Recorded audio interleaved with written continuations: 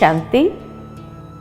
चलो आध्यात्मिकता की ओर इस श्रृंखला में आज हम दूसरे विषय पिता परमात्मा के विषय में जो आज अनेक मतें हैं उसमें सत्य क्या है उसको समझने का प्रयत्न करेंगे, क्योंकि हम सभी जानते हैं कि आज दुनिया के अंदर फिर भी आत्मा के विषय को लेकर के हर कोई एक मान्यता पर आ जाते हैं या एक बात को स्वीकार करते हैं कि शरीर को चलाने वाली एक चैतन्य शक्ति आत्मा है।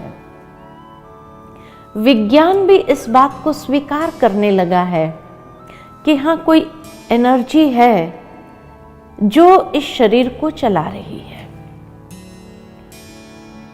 वहां सभी की एक मत है, परंतु जहां परमात्मा का विषय आता है वहां आज अनेक मत मतांतर हो गए हैं। कहा जाता है कि जितने मुख उतनी बातें, जितने दिमाग उतने विचार, और इसीलिए शायद आज मनुष्य ईश्वर के विषय को लेकर के इतना कंफ्यूज्ड हो गया है कि आखिर भी वो सत्य क्या है, और जितना ही उस सत्य को समझने का प्रयत्न करता है कहीं ना कहीं हम उतना ही उस सत्य से दूर जाते रहते हैं। तो वास्तव में ईश्वर का सत्य स्वरूप क्या है? एक बार एक बहन मुझे मिली जिसने बताया कि उसका बेटा 17 साल का है और वो अपनी मां से पूछता है कि हिंदू धर्म में इतने भगवान क्यों हैं, क्रिश्चियन धर्म में एक गॉड क्यों है। वो मां उस बच्चे को समझाने का प्रयत्न करती है कि बेटा हिंदू धर्म में ये सारे भगवान हैं। वो बच्चा कहता है, अरे भगवान तो एक होना चाहिए। आखिर अगर ये सारे भगवान है तो इन सब का हेड कौन है? जिस तरह परिवार में भी एक हेड ऑफ द फैमिली होता है, तो ये सारे भगवानों का हेड कौन है? अब वो मां उस बच्चे के प्रश्न का जवाब नहीं दे पाती, और इसीलिए जब भी वो मां अपने बच्चे से कहती बेटा मंदिर चलो, तो बच्चा मना कर देता है कि मंदिर जाने के बाद मैं इतना कंफ्यूज्ड हो जाता हूं कि मैं अपने मन को कहां एकाग्र करूं, किसमें एकाग्र करूं। और इसीलिए उस बच्चे को लगता है वो मंदिर जाकर के अपना टाइम वेस्ट कर रहा है, इसलिए वो मंदिर जाना पसंद नहीं करता है। कहते इससे तो मैं चर्च में ना जाऊं, जहां एक गॉड है कम से कम मैं अपने मन को एकाग्र तो कर सकूं। ये शायद उस मां की समस्या नहीं है जो अपने बेटे के इस बयान से इतनी उदास हो जाती है और उसको लगता है कि मेरा बेटा नास्तिक होता जा रहा है। परंतु आज मैं समझती हूं ये प्रॉब्लम हर मां के साथ है कि हर मां ये महसूस कर रही है कि उसका बेटा आध्यात्मिकता से, ईश्वर से कहीं दूर चला गया है। और इसीलिए दुनिया में भी ये मान्यता आ गई है कि अरे छोड़ो भगवान भगवान की बातें, जीवन है मौज करो, खाओ पियो मौज करो। ये एक प्राकृतिक नेचर बनता जा रहा है और उसका कारण कहीं ना कहीं हम हैं, जो हम अपने बच्चों को या इस समय की पीढ़ी को यह स्पष्ट नहीं कर पाए कि ईश्वर का वास्तविक स्वरूप क्या है, क्योंकि कहीं ना कहीं हम खुद ही नहीं जानते हैं। वो कहानी याद आती है कि एक बार एक ब्राह्मण था, ब्राह्मण का बेटा बीमार हो गया, वो डॉक्टर के पास लेकर के गया। डॉक्टर ने जवाब दे दिया कि अब भगवान बचाए, हमारे पास उसका कोई इलाज नहीं है। ब्राह्मण श्री कृष्ण का भक्त था, उसने श्री कृष्ण की पूजा आरंभ कर दी। 2 दिन तक लगातार श्री कृष्ण की पूजा करता रहा। 2 दिन के बाद एक पड़ोसी आकर कहता है, अरे तू कब से श्री कृष्ण को याद कर रहा है, लेकिन ऐसे समय में श्री कृष्ण को थोड़ी याद करना चाहिए। ब्राह्मण कहता है, फिर तो कहा, ऐसे समय में मां को पुकारना चाहिए, मां का हृदय करुणा वाला होता है, तू मां को याद कर, देख तेरा बेटा ठीक हो जाएगा, मां तुम्हारी प्रार्थना सुन लेंगी। उसको भी लगा बात तो सही है, उसने मां की भक्ति आरंभ कर दी। हे मां, मेरे बच्चे को बचा ले। 2 दिन तक लगातार मां की भक्ति करता रहा। वहां एक तीसरा पड़ोसी आकर कहने लगा, अरे ऐसे समय पर मां को थोड़ी पुकारना होता है। क्या फिर? कह रहे, विघ्नहर्ता तो गणेश जी है ना, तू गणेश जी की आराधना कर, देखिए विघ्न टल जाएगा। उसको भी लगा बात तो सही है, और इसलिए उसने गणेश जी की भक्ति आरंभ कर दी।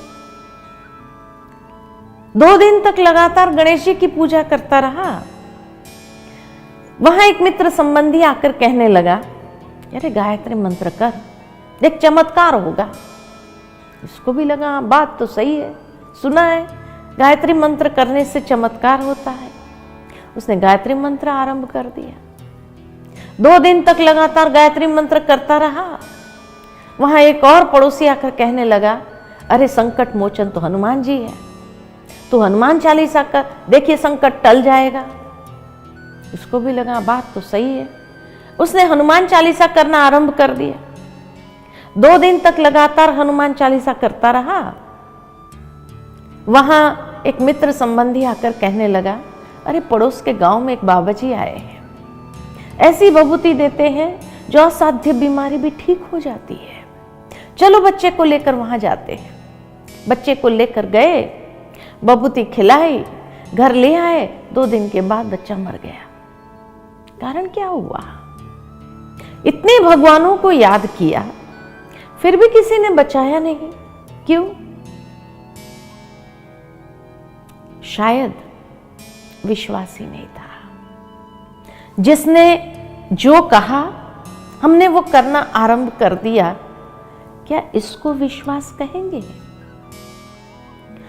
और इसलिए जब विश्वास ही ऐसा हो जिसका कोई बेस न हो, तो वो विश्वास से प्राप्ति क्या होगी? इसीलिए आज भगवान को याद करने के बाद भी कहीं ना कहीं मन में एक संशय आता है कि मैंने भगवान से ये बात कही, भगवान को याद किया, परंतु पता नहीं भगवान ने मेरी प्रार्थना सुनी होगी या नहीं सुनी होगी। इसको तो विश्वास नहीं करेंगे। और इसीलिए हमने अपने मंदिरों में भी सारे देवी देवताओं की मूर्तियां रख दी हैं, सबको दिया बत्ती अगरबत्ती दिखा रहे हैं, और मन में यही भाव होता है कि भाई आप सब में जो सही हो वो मेरी प्रार्थना को स्वीकार कर लेना। अब जहां विश्वास ही न हो, या विश्वास ही एक संशय के ढेर पर हो, तो प्राप्ति क्या होगी? इसीलिए घरों में भी सारे देवी देवताओं के चित्र रखे हुए होते हैं, मंदिरों में भी यही बात होती है। तो आखिर सत्य क्या है इन सब में? सत्य को समझना जरूरी है। ये नहीं कि ब्रह्मा कुमारियों ने जो कहा क्या उसको मानना है, नहीं, हम आपको मत नहीं देंगे, लेकिन आज हम आपको एक कसौटी जरूर देते हैं, जिस कसौटी पर आपको अपने विचारों को कस कर देखना है। क्योंकि एक बार हमने कार्टून देखा, जिस कार्टून में एक मनुष्य न्यूज़पेपर पढ़ रहा है, और न्यूज़पेपर में जितनी कॉलम आती है, हर कॉलम में ईश्वर के बारे में कुछ ना कुछ लिखा था। पहली कॉलम में लिखा था प्रकृति परमेश्वर है, दूसरी कॉलम में लिखा था आत्मा सो परमात्मा। तीसरी कॉलम में लिखा था ब्रह्म ईश्वर है। चौथी कॉलम में लिखा था कण कण में व्यापक है, कहाँ नहीं है, सर्वव्यापी है। पांचवी कॉलम में लिखा था वो निराकार है, न नाम है, न रूप है, न आकार है। छठी कॉलम में लिखा था जितने भी इष्ट देवी देवताएं हो गए सब परमात्मा है। और नीचे बड़े अक्षरों में लिखा था there is nothing like God, ईश्वर जैसा कुछ है ही नहीं। और अगर सचमुच ईश्वर है तो सबूत दीजिए। अब जो व्यक्ति ये न्यूज़पेपर पढ़ रहा था कितना कंफ्यूज्ड हो गया होगा कि आखिर इन सब में सत्य क्या है। क्या ये सभी सत्य है? इसमें से एक सत्य है या सत्य कुछ और है जिसको अभी तक हमने समझा ही नहीं है? सत्य तो एक होना चाहिए। ये सारी मतें एक दूसरे को कॉन्ट्राडिक्ट कर रही है। क्या प्रकृति को परमेश्वर कहे या आत्मा को परमात्मा कहे, ब्रह्म को ईश्वर कहे या कण कण में व्यापक है कहे, निराकार को कहे, साकार को कहे या है ही नहीं कहे, सत्य क्या है? वो कहानी याद आती है कि एक बार 5 सूरदास थे। उन्हें कहा गया हाथी घर में जाकर देखो हाथी कैसा है। थे तो नेत्रहीन, गए हाथी घर में, जिसके हाथ में जो आया वैसे हाथी को डिस्क्राइब कर दिया। एक के हाथ में पैर आए तो कहा हाथी खंबे जैसा है, पीठ आई तो कहा दीवार जैसा है, पूंछ आई तो कहा रस्सी जैसा है, सूंड आई तो कहा सांप जैसा है, कान आए तो कहा सूप जैसा है। आखिर सत्य क्या है? क्या ये सभी सत्य है? क्या इसमें से एक सत्य है या सत्य कुछ और है जो वो देख नहीं पा रहे थे? यहां तक तो कहानी हम सभी जानते हैं, लेकिन इस कहानी को मैं थोड़ा आगे ले जाती हूं कि मान लो कि ये 5 सूरदासों को कहा जाए कि एक छठा सूरदास दूर बैठा है। आपको जाकर उन्हें बताना है कि हाथी कैसा होता है। धीरे धीरे करके 1 बाय 1 एक एक सूरदास जाता है। पहला सूरदास जाकर उसको कहता है देख भाई, हाथी एक ऐसा प्राणी है जो लंबा लंबा खंबे जैसा है। दूसरा जाकर कहता है देख भाई, हाथी एक ऐसा प्राणी है जो सीधा सीधा दीवार जैसा है। तीसरा जाकर कहता है देख भाई, हाथी एक ऐसा प्राणी है जो गोल गोल रस्सी जैसा है। चौथा जाकर कहता है देख भाई, हाथी एक ऐसा प्राणी है जो एकदम लचीला सांप जैसा है। और 5वां जाकर कहता है देख भाई, हाथी एक ऐसा प्राणी है जो सूप जैसा, पंखे जैसा है। 1 बाय 1 पांचों की बातें सुनने के बाद ये छठा सूरदास क्या समझेगा कि आखिर हाथी कैसा है। हर कोई आता है अलग बात कहता है, आखिर सत्य क्या है? लेकिन फिर भी विश्वास कर लेता है कि 5 ने तो महसूस किया है ना, वो झूठ थोड़ी बोलते होंगे।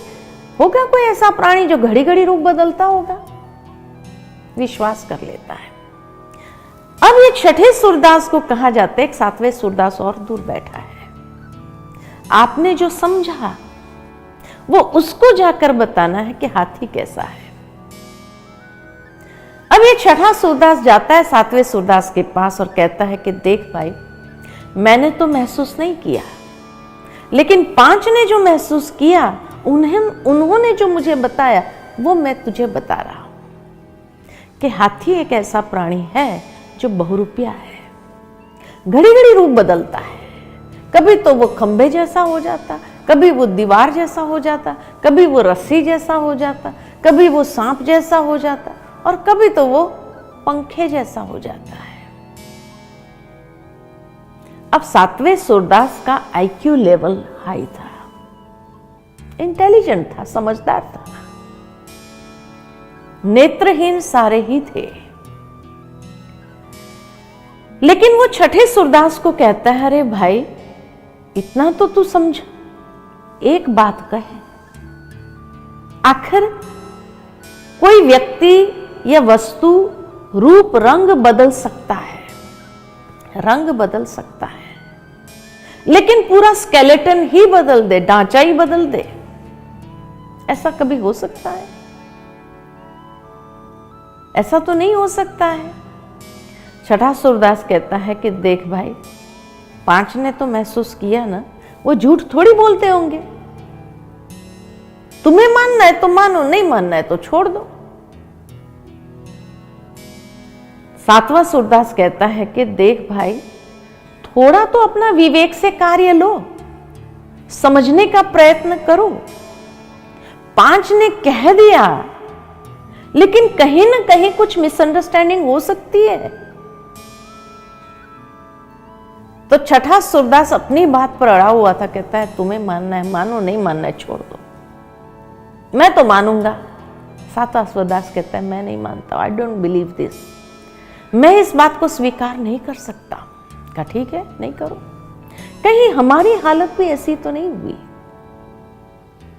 हमारे ऋषि मुनियों ने अपने अनुभव के आधार से ईश्वर की साधना की, तपस्या की और ईश्वर के कोई गुणों को महसूस किया। उन्होंने मनुष्य को वो बात कहने का प्रयत्न किया ईश्वर के विषय में। किसी ने प्रकृति में कुछ महसूस किया, कहा प्रकृति परमेश्वर है। किसी ने किसी आत्मा से कोई प्राप्ति कर ली तो कहा आत्मा ही परमात्मा है। किसी ने कण कण में कुछ महसूस किया तो कहा कण कण में ईश्वर है। किसी ने निराकार से कुछ अनुभूति की तो कहा निराकार है। किसी ने कुछ साकार इष्ट देवी देवताओं से कोई प्राप्ति कर ली, कहा यही ईश्वर है। लेकिन आखिर सत्य क्या है? नेत्रहीन, ज्ञान चक्षु विहीन हर कोई है। इसीलिए श्रीमद् भगवत गीता में भगवान ने अर्जुन से यही कहा कि हे अर्जुन, इन चरम चक्षुओं से तू मुझे नहीं देख सकता है, ज्ञान के चक्षु से मुझे समझ सकता है। यानी ईश्वर देखने की चीज नहीं है, समझने की, अनुभव करने की आवश्यकता है। और इसीलिए जो सूक्ष्म होता है उसको अनुभव करना शायद बहुत मुश्किल होता है। तभी ईश्वर के बारे में इतनी सारी मतें हो गई। तो परमात्मा कौन है, उसके लिए आज हम आपको एक कसौटी देते हैं, जिस कसौटी पर आप अपनी मत को कसकर देखो, सत्य है, नहीं तो सत्य को प्राप्त करो। पहली बात, ईश्वर उसको कहा जाता है जो सर्वधर्म मान्य हो, जिसको सभी धर्म वाले ईश्वर के रूप में स्वीकार करे, उसको कहेंगे सत्य। ये नहीं कि हिंदुओं का भगवान अलग है तो मुसलमानों का अलग है तो क्रिश्चियनों का अलग है। गॉड इज वन, परमात्मा एक है।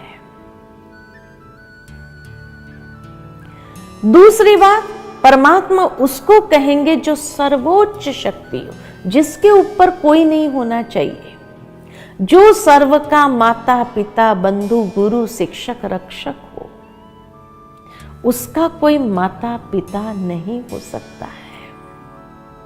इसीलिए प्रार्थना में मनुष्य यही गाते हैं, त्वमेव माताश्च पिता त्वमेव, त्वमेव बंधुश्च सखा त्वमेव, त्वमेव विद्या द्रविणम त्वमेव, त्वमेव सर्वम मम देव देव। कितना सुंदर कि सर्व संबंध उस ईश्वर से जोड़ सकते हैं। वो सर्वोच्च शक्ति है जिसके ऊपर कोई नहीं हो सकता है। तीसरी बात, ईश्वर उसको कहा जाता है जो सर्वोपरे हो, अर्थात मनुष्य आत्माएं संसार के अनेक चक्रों में आते हैं, लेकिन परमात्मा सभी चक्रों से पर है, न्यारा है। न जन्म है न मृत्यु है, न देह है न देह के संबंध है, अजन्मा अकाल मूर्त जिसको काल नहीं खा सकता है, अकर्ता भोक्ता, तो जो संसार के विभिन्न चक्रों से पर है। चौथा परमेश्वर उसको कहेंगे जो पर होते हुए भी सर्वज्ञ है, ज्ञाता है, जिसके पास संसार के आदि मध्य अंत का ज्ञान है, तीनों कालों का ज्ञान है, जो मनुष्य को ज्ञान के दिव्य चक्षु प्रदान करने वाले हैं, त्रिनेत्री और त्रिमूर्ति, जो ब्रह्मा विष्णु महेश के भी रचयिता है। और पांचवा परमेश्वर उसको कहेंगे जो सर्व गुणों में अनंत हो, सर्वशक्तिमान हो, जो सर्व गुणों में अनंत हो, सर्वशक्तिमान हो, उसको कहेंगे परमेश्वर।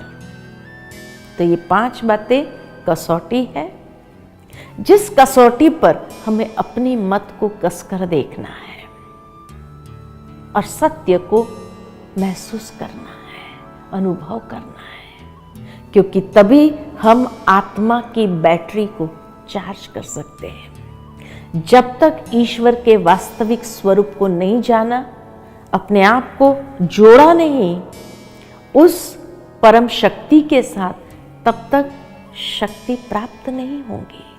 स्रोत वही है, वहीं से शक्ति मिलेगी। आत्मा की बैटरी को चार्ज करने के लिए ये जोड़, ये योग बहुत आवश्यक है। अगले एपिसोड में हम देखेंगे कि ये सारी मतों में ईश्वर का वास्तविक स्वरूप कौन सा है। इस कसौटी पर कस करके देखते हैं कि वो स्वरूप कौन सा हो सकता है। ओम शांति।